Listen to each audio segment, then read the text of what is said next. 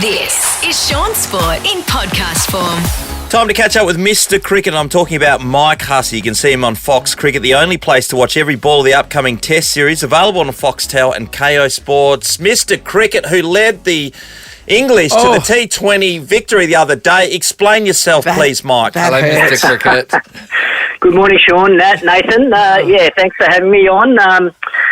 I hate to say it, but it was really a weird experience pulling on the shirt the first time, but they were a fantastic bunch of guys to work with. Really enjoyed the experience. Bit of an Aussie flavour in the coaching staff, which was good as well, but...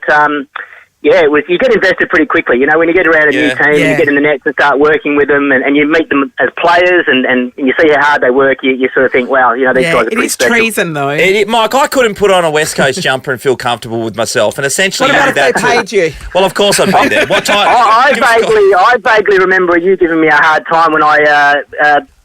moved from the Scorchers to the Sydney Thunder, Shaun. So I'm used to this from you. So no, it's easy now.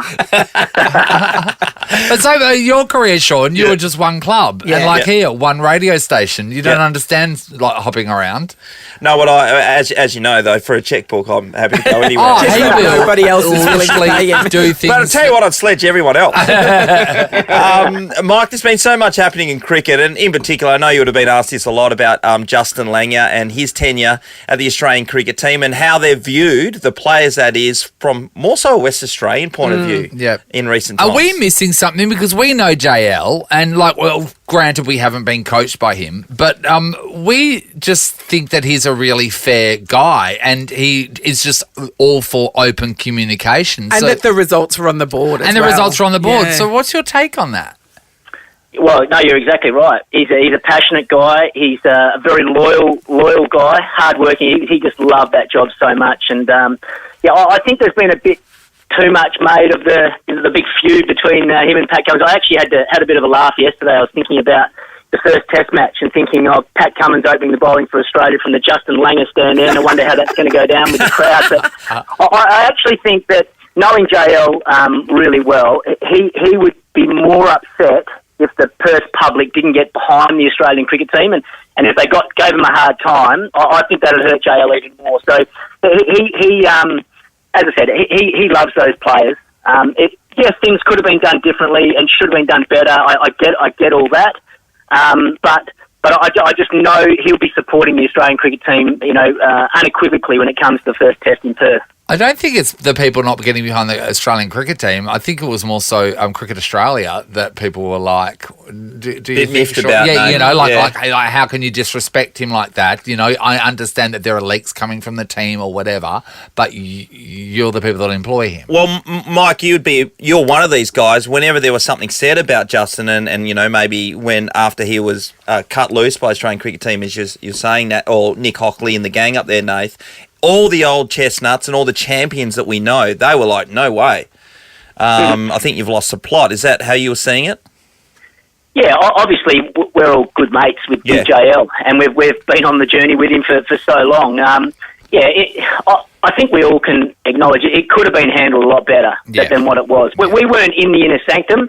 I actually think Pat Cummins sort of summed it up pretty well. Like he sort of said, he respects all of JL's mates standing up for him, but we're not in the dressing room seeing what's happening day in, day out. And Paddy Cummins was out there sticking up for his mate. So I sort of understood that. And look, again, I think it's been blown up a lot more than what it should. I think there's a real respect there from the players towards JL. And look, talking to a lot of them, that they loved the work that he did with the Australian team. That obviously it felt like that they thought, okay, now it's time to move on to the next sort of phase, and that's the way it sort of played out. As I said, I think Cricket Australia could have handled that a little bit better, but they didn't, and so it sort of lingered on a bit longer than what it should. But honestly, I think JL summed it up really well. I think he spoke last night, and he wanted to sort of dispel any sort of rumours or thoughts or innuendo that there was a big rift between him and Pat Cummins in particular.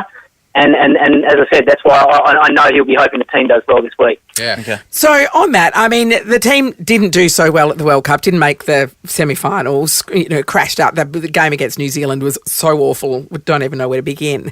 So what's happened to the culture of the team since JL? Why are they where they at now? Well, Again, I honestly don't think there should be any panic, for Australian fans out there. Obviously, I was in with the England camp, and we respected the Australian team so highly. There's so many match winners down the list there, and when Australia were knocked out of the tournament, I can honestly assure you England were pretty relieved, because if Australia had made the semi-finals with the quality they've got in their team, that they would have been really dangerous. In T20 cricket, it's so volatile. It's literally like a bounce of the ball this way or a bounce of the ball that way. I know some of the fans are disappointed with the results, but when you lose that first game by so much, it's pretty hard to sort of peg your way back, especially when there's a bit of rain around. Like, for example, England were meant to play Australia at the MCG and the game got washed out. Whoever won that game would have gone through to the semi-finals. So England go on and win the tournament, but it's honestly fine, the finest of margins in this tournament. Hey, Mike, just changing tack for a second. The other day we spoke to Gilly, and he was talking about... We mentioned to Gilly because Ricky Ponting's coming over, as you would know, for this test. And so Ricky was given all the bottle of Grangers when he retired, and Gilly had him at his house. You would have been a part of that era. So Gilly got a clock, though. Yeah. Gilly got a clock. So when you... It's not quite, doesn't seem apples and equitable, Yeah, it doesn't. So when you retired, and you know the greatest we've had, the greatest we've had for Australia, what did you get from Cricket Australia? Well, funny enough, I got a coffee table, a glass coffee table, with a little place to put my baggy green in, and I actually was given 4 bottles of wine. Well, they said, look, we haven't got the wine just yet. We'll send it to you when we sort of get it. Yeah. And it's actually still empty. I still haven't received my 4 bottles of wine. I'm just hanging on to my little wooden coffee table. But it doesn't. You don't retire to receive gifts like that. It's not what it's all about. It's more about the journey and the great mates and camaraderie. Sorry. Not in a million years. We are here for gifts. Mike, can you explain the coffee table to me? Because I've never heard anyone receive... I don't even think you're buying someone a gift as a coffee table, unusual, let alone being a thank you and end of a career gift. So explain it to us. What? Well, it was handmade, sort of, I don't know, it's not that big. It's about a sort of metre tall by about half a metre high. Yes. And it's got a wooden sort of... border, and it's got a glass top, and you can lift the glass top off, and there's a place there for my bag of green, a nice photo so you can display things and and a place for 4 bottles of wine, but unfortunately the wine hasn't arrived just yet. So it's like a gift box. Yes, that's empty. In the form of a coffee table. So where is it now? It sits in my study at the moment. My bag of green sitting proudly in there, but yeah, that's about it. We got okay. What bottles of wine? What bottles of wine were you due? Get down to Dan Murphy's and fill it up. Yeah, we'll do that. Well, the problem was Ricky Ponting retired just before me, and he got a bottle of Grange for every 100 he scored. Yeah. And I think he scored like 40 hundreds. Yeah, he did. So I don't think there was any Grange left in the country. So I was promised 4 bottles of Grange, one for each of my children. Yep. But yeah, as I said, how many centuries did you hit? It's still percolating. How many centuries did you hit? Who, me? Yeah. 19. Well, you should be getting 19 bottles. Yeah. Well, that's what I thought too. That's what I thought. So you can't go to give one guy a bottle for every century. Hang on. He got a coffee table as well. Coffee table, baggy green inside, and I reckon all Mike needs is a bag of green. And look, Ricky Ponting, he's in a different level to me altogether. He's played like hold on.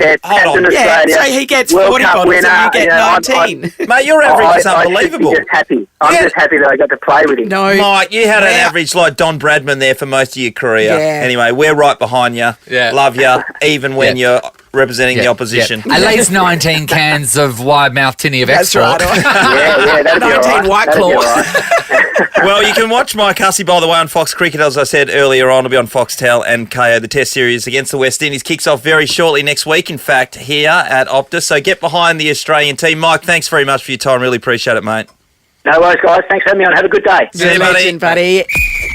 Shaun Sport in podcast form. If you're checking out SBS, and why wouldn't you be at the moment, the FIFA World Cup Qatar 2022 is running until December 19, live and free on SBS. Niav Owens is one of the football presenters. She does an amazing job. And Niav, are you getting any sleep at all?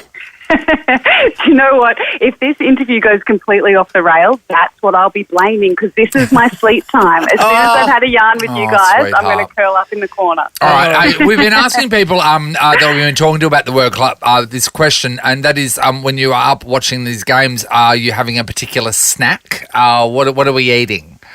Do you know what? I'm big into the dark chocolate, and the guys on set have a will of steel. I keep bringing in the chocolate and handing it around, and, you know, the camera crew and different people get involved.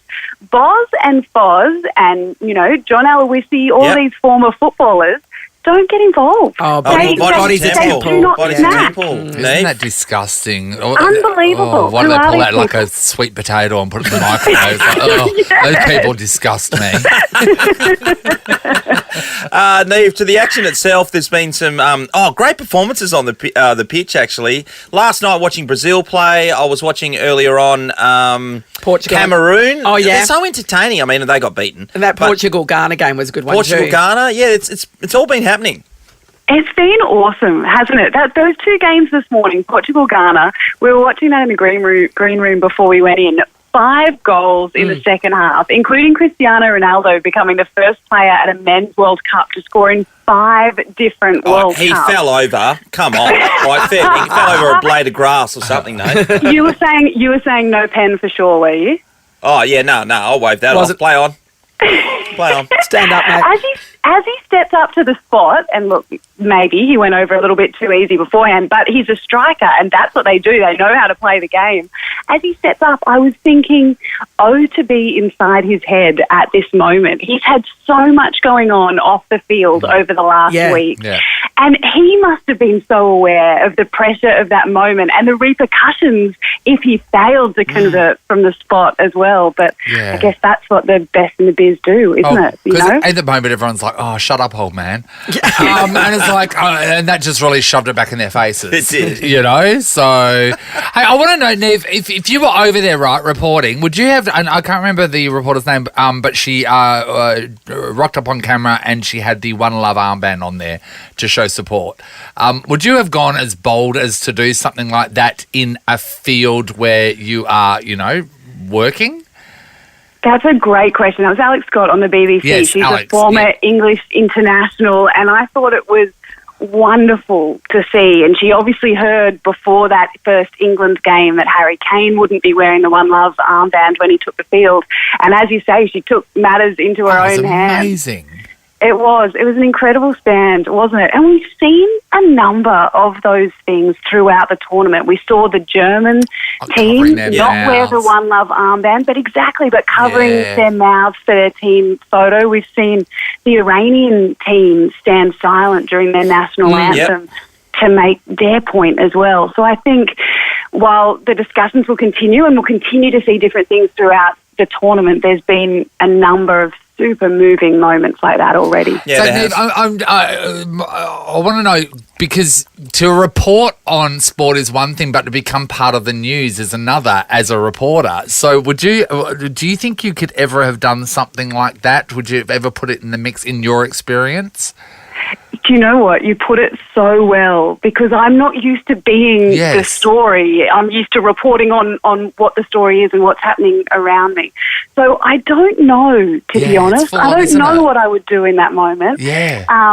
And, you know, it was an incredible stand for the LGBTQI community.